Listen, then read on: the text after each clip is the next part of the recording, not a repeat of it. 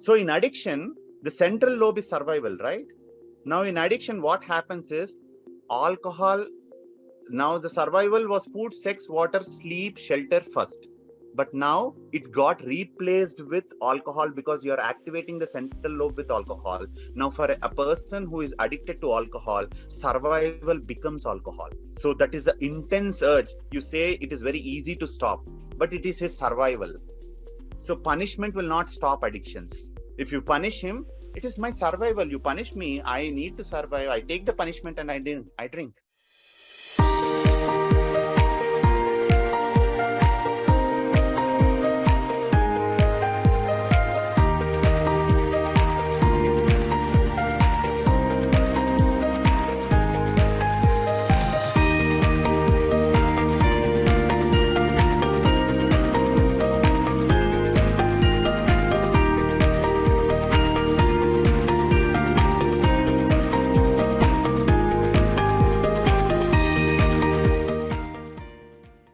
See, if you see on the left-hand side, the natural rewards like KFC, my coffee, my job, everything has a small surge.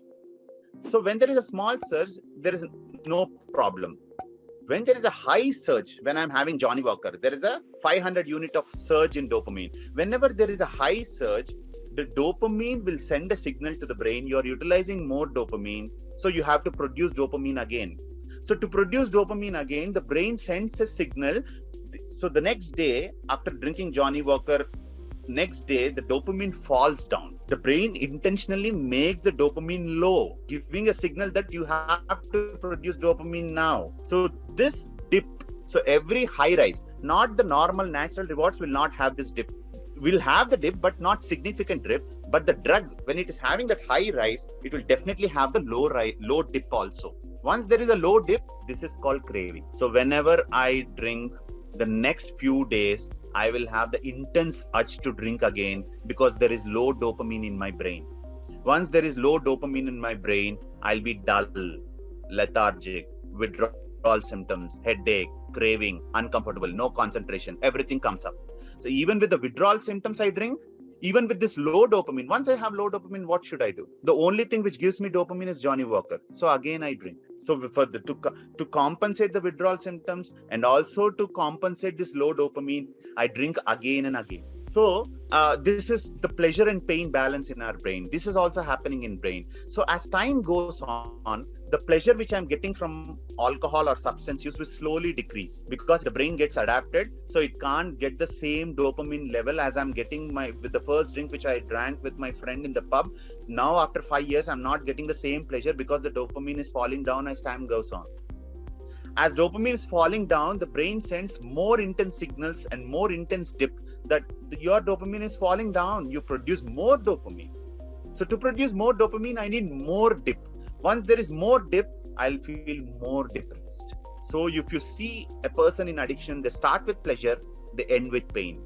The pleasure comes down, the pain increases. So this is how, if you see the baseline, there is one black line. This is the baseline. This is the normal dopamine threshold. Anything which is above that is pleasureful. Anything below that is misery, which is depressed. So now I started Johnny Walker. Everything was pleasureful. After a few years, the pleasure curve has come down and it has entered the misery curve. First, I was drinking for pleasure. Now I'm drinking to avoid this misery. So this is the most important change. So now you understood the hyperactivity, hijacking the reward pathway, tolerance, withdrawal, the dips of dopamine, the craving of dopamine, the pain is increasing, pleasure is decreasing, the positive reinforcement is converting into negative reinforcement. All these things are happening in brain. But now, this is a new thing which happens in the brain. If you see the frontal lobe, I told frontal lobe is for self, personality, learning, education, are good, bad, risk, harmful, rights, law, morals, ethics, decision-making, impulse control, reasoning, planning, judgment, everything, except for the dopamine, reward and survival. All other things are from the frontal lobe. The frontal lobe, the front lobe is the main lobe which guides you, where is your decision-making capacity. It is you. If Dr. Sandeep is sitting today, myself and my personality is frontal lobe. The central lobe is only for survival. So usually the central lobe for survival, God made this lobe only for the natural rewards. Like for example, food, water, sex, sleep, family, or my shelter. The God has made the central lobe only for the natural rewards. But what I did, along with the natural rewards, I started hyperactivating the central lobe. Once I am hyperactivating the central lobe for dopamine, my activity in the frontal lobe comes down. It's like a seesaw. When the weight in the central lobe is increasing, the weight in the frontal lobe decreases. So the activity in the frontal lobe decreases, activity in the central lobe increases. This is proved in the PET scans and also in the fMRIs. If you take an addiction brain, the activity in the central lobe is very high because I'm hyperactivating dopamine. The activity in the frontal lobe is very low. So in this diagram, you can see, as I started alcohol, smoking, drugs, my activity in the central lobe is very high, but the activity in the frontal lobe has come down. So once the frontal lobe activity comes down, you see on the left-hand side, the functions of my frontal lobe are huge and immense. It's everything about Dr. Sandeep. It's my right, law, morals, ethics, decision, impulse, everything is on the frontal lobe. But once the frontal lobe activity comes down, I drink irrespective of harm, I take risks, I lose control, and I do anything. I lie, I manipulate everything. So this is one example. So for example, if whoever is in this seminar, if at all you are left in one desert, after 5 days, you got dehydrated, you're very thirsty, hungry, sweating, heat, humidity, everything. After 5 days, you have seen one bottle. You will drink water. If the God comes and says, if at all you drink water, you'll not have home, you'll not have your job, you'll not have your family. You will drink the water or you'll not drink. Everyone will drink the water. Because first is survival for any human being. It's not your job, it's not your house, it's not your family, it's not your friends, anything. When the survival lobe needs something, it needs it. That's it.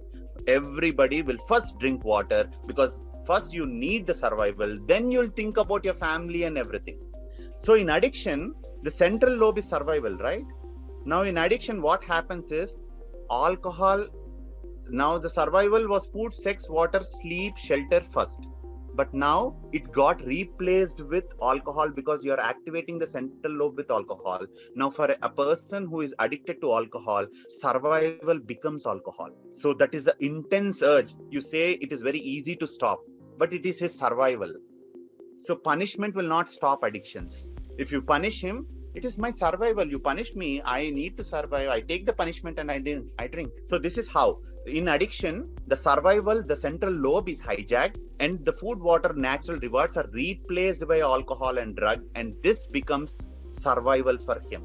If that is not there, he feels that I'm incomplete, I'm not a human being, I will die in the next minute. The sip of water which everyone drank in the desert is the same thing an addict will have, that urge to drink alcohol. This is another concept. Now you see an orange part, a small ball, which is called amygdala in your brain. And you see the violet purplish thing, which is hippocampus in your brain.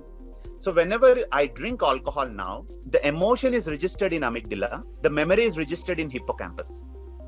So once it gets registered in addiction, whenever, for example, I'm drinking with happiness, or I'm drinking when I'm feeling bored, and the memory where I drank, the place, person, thing is registered in the brain.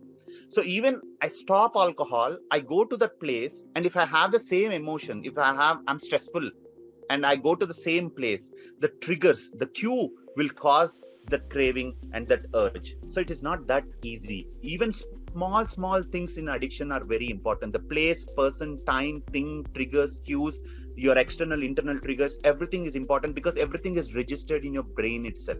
So this is another concept which happens in the brain.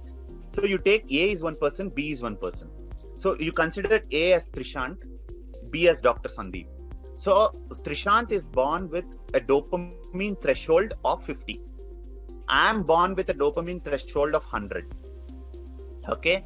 If you see on the top, yellow is a drug, for example, cocaine or meth, which is pleasureful for Trishant and also Dr. Sandeep because it is above 100. It is above the dopamine threshold. And the drug brown, which is below below Dr. Sandeep's threshold, below B. Now, this is not pleasureful to me. So I will not get addicted to brown drug. But Trishant, it is above 50. It is above his threshold. So he has a high chance of getting addicted even to the brown. So this is how brain decides what to like, what it should dislike. So this happens in the brain. This is called dopamine threshold. We are all born with some threshold, and this decides which drug you like, which addiction you like. And also a concept of people who start early, before 18 years, have 6.5 times risk to go into addiction than the people who start later.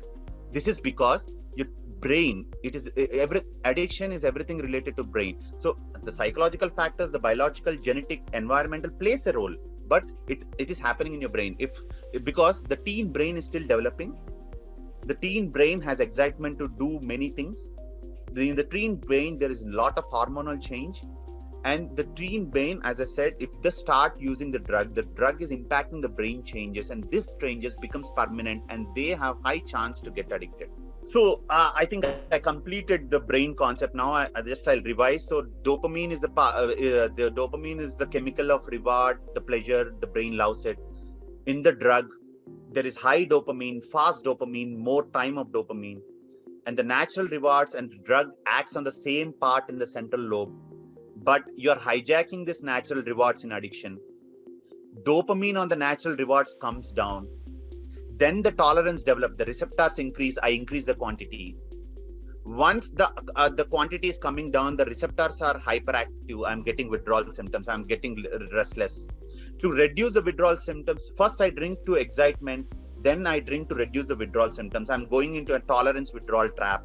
The positive reinforcement is converting into negative reinforcement. The craving, as I said, when there is a high rise, there is a low dip. Once there is a low dip, I feel low and I have craving. Everyone starts with pleasure, ends with pain. The pleasure comes down, pain increases. I drink to control the withdrawal symptoms. I drink to control my depression. I said the frontal lobe and the central lobe. Central lobe is for survival. Central lobe is for survival and reward and dopamine. Frontal lobe is everything apart from that. Your life, your society, your family. But the activity of the frontal lobe comes down because you're hyperactivating the central lobe. Once the activity in the frontal lobe comes down, you take risk, you tell lies, your personality change, your behavior change. There is no judgment, there is no decision-making capacity. I also told cue conditioning. Your brain, amygdala, conditions the emotion when you drink. The hippocampus takes the memory and is stored as a hard disk. Whenever even you stop drinking, this hard disk, whenever you see the place, it will trigger. And also I told about the dopamine threshold. Everyone is born with some dopamine threshold in the brain, which will make you decide which to like, which to dislike. Your young brains are high chance of addiction because they are growing brains. So this is the last diagram. So in this, you can see my graphs, Dr. Sandeep graph. In the leftmost side, I started as an enjoyment. First, I started as an experiment. Everyone experiments it. Then I use it occasionally. O is occasional. Next, E is I'm enjoying it. I have a phase of enjoyment. Everybody enjoys your drug. Everybody enjoys alcohol. Everybody enjoys cannabis. No doubt in that.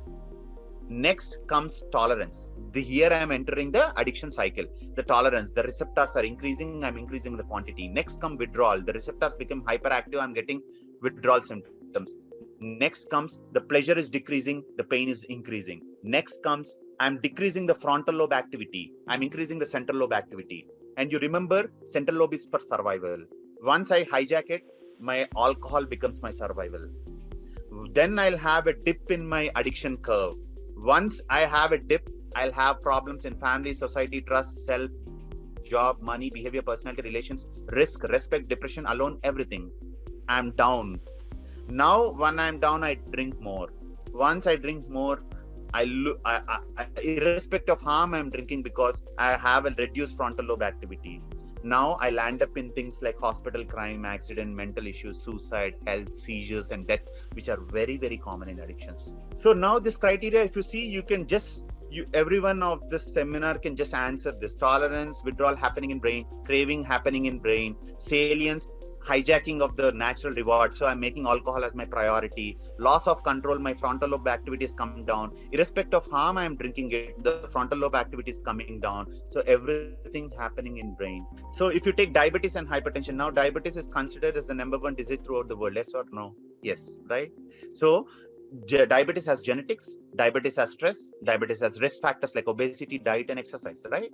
The same way, if you take addiction, has genetics, stress, there are some risk factors like access, peer pressure, and my personality, externalizing, internalizing traits. So what is the difference? I don't know. They consider diabetes as a serious illness, addiction is stopped with stigma, and there's no awareness at all. So 90% of the addictions now currently are untreated. So there should be a lot of awareness in the society. 90% of the cases are getting untreated. And the vice versa. As I said, addiction is same thing as diabetes and hypertension. They are both are chronic disorders. Both diabetes, hypertension, addiction are chronic disorders. There are many similarities. Both are long-standing disorders. All the three are relapsing disorders. For example, diabetes is from pancreas, addiction is from brain. That's the difference. But 90% of the diabetes is the people are getting treated, but addiction is ignored. Even if you see the heart disease, there are some brain scans. Your leftmost side is a healthy brain. In the next diagram, there is a decrease in activity, metabolism in addict. The same thing is happening. You see in 2D echo and PET scans and all things. There is a decrease in activity of the heart. But you appreciate heart disease, but you're not appreciating the brain disease on the other hand. So even see as relapse rates, people say that addiction, they get treated, they relapse, there is no use of treatment. Why to take treatment? Anyways, he will drink after coming home. So people now, out of 5 people, 3 are diabetic, right? They're using medications. How many times you had uncontrolled sugar levels in the morning? It's very common, right? Relapse is common in our life. See, I every day morning I wake up, I do exercise, and after few days I skip exercise. I eat KFC, I eat everything. I eat bawarchi. I'll become lazy. I'll not go to my gym. This is common for everyone, right? So relapse is common in everyone. Relapse is common in every disease. Relapse is common in addiction. So mice, as we saw social theory, psychological theory, mice have no morals. There's no God, sociopath, no bad parents, no mouse gangs. But even if you take a mouse in laboratory and test it, once you give a drug to a mice, or there is a hyperactivity of dopamine in the central lobe, and they become addicted to the same drug, and they press the liver in the lab for the same drug. Even the rat asks for the drug. So it's not just the psychological theory, it's not the social, everything included. So now addiction is considered as a bio-psycho-social model. Everything comes, you try the drug, changes in the brain, and then you land up in addiction. So you should break the stigma, consider addiction as a brain disease, as a medical disease. There is advanced treatments. So we have to break the stigma, create awareness. So changing the ways we think about addiction is very important now, because it's definitely treatable. It's a brain disease. It's similar like diabetes and hypertension. If you get treated, the success rate is very high. There's a lot of support and help for addiction. It is just you break the stigma, just step forward, meet us, we'll explain you everything.